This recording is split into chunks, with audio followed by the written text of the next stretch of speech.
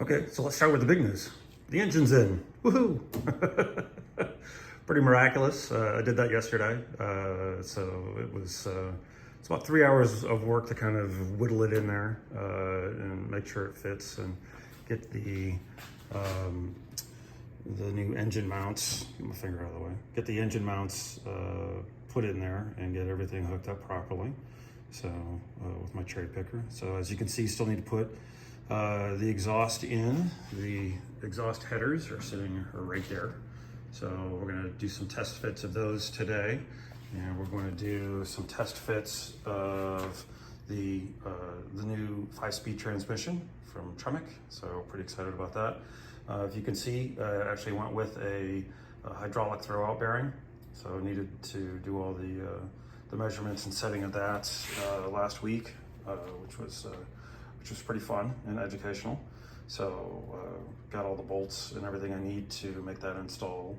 So we're going to see how that fits under the car, see how that fits in relation to the exhaust, and also have to put in all of the front end of the engine, so the water pump and all the accessories like the alternator and the power steering, air conditioning, that sort of thing. So, but this is it. It's still needs to be wired, and as you can see, I have the master cylinder out.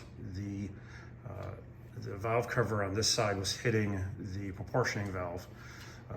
It was close, but far away, but too tight. So, so I'm gonna have to figure out where to put the proportioning valve to make that work. So that's the engineering piece for the day, is to kind of figure out how to do that. But so it's essentially ready for wiring and plumbing. So plumb the brakes, plumb the new fuel system, and wire it, and we're ready to go. So that should only be, what, another 2 years? But hey, it looks good, right? It looks, and the engine's in the right spot instead of sitting on my floor here in the garage. So, so that's pretty good news. And I've got, I think I've got all the parts, which is nice. Some of the other work I've done is I did a notch kit here on the strut towers, so the shock towers.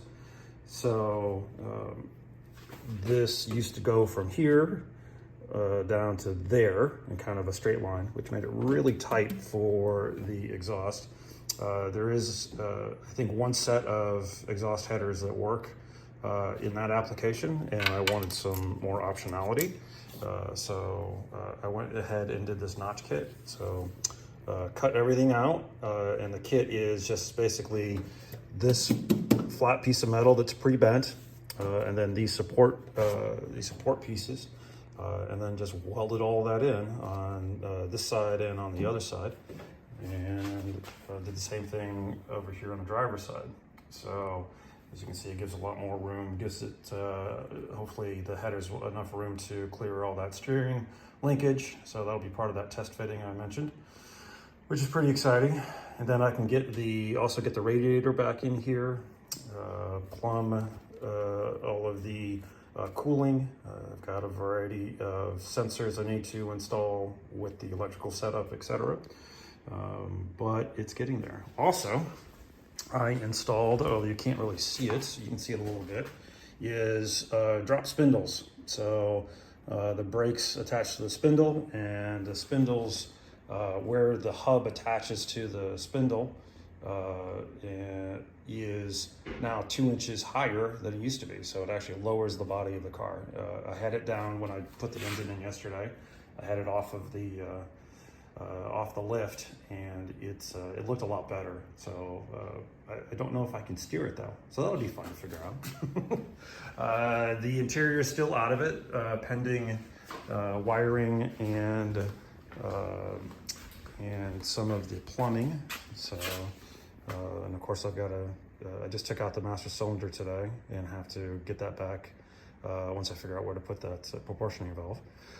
But we are making progress, and it's extremely educational. I've been learning a lot, and it's been a heck of a lot of fun. And I get to use fun tools like cherry pickers, right? And of course, all my my old tools that I've had over the years. So, but pretty excited about this. This is going to look good, as you can tell. I will need to either, and I think I know what I'm going to do. It's called a Thunderbolt hood. I knew I had to replace this hood anyway, because the Monte Carlo bar that goes from here over to there didn't fit with that hood anyway. So I knew I needed to get a new hood. But the Thunderbolt hood scoop, something from 1964 actually, so it's period correct. Not that any of this is period correct, but you know, you get it. But it'll look good. It'll be hopefully subtle enough, but we'll see. And you know, you can be the judge of that.